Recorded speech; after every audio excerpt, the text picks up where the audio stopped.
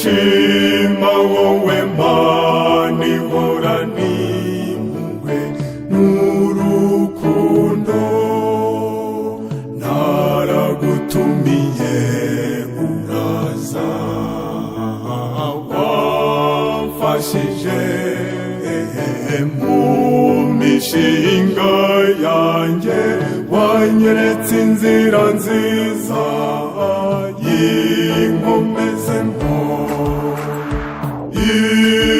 Ibyishimo byanjye n'amahoro y'umutima, Yesu uhoraho n'ibisakare kuri bose.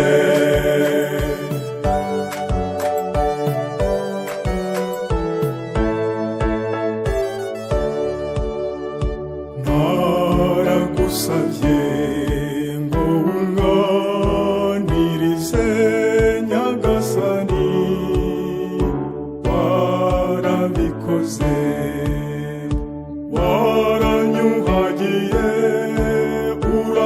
uranasiga, ndishimye. Ibyishimo byanjye n'amahoro y'umutima, Yesu uhoraho n'ibisakare kuri bose.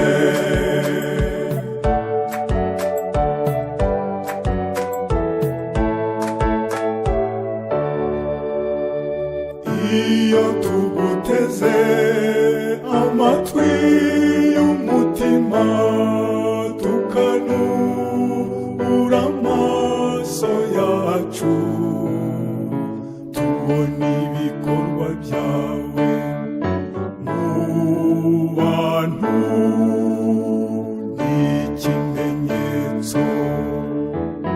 n'ikimenyetso cy'uko tubamo ukadukoresha.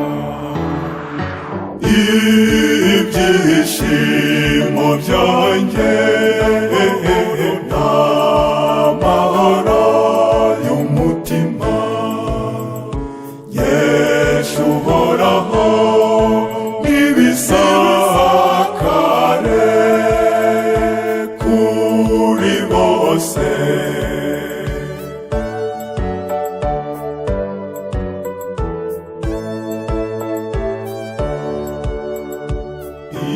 Imana isohoza umugambi ifite ku muntu,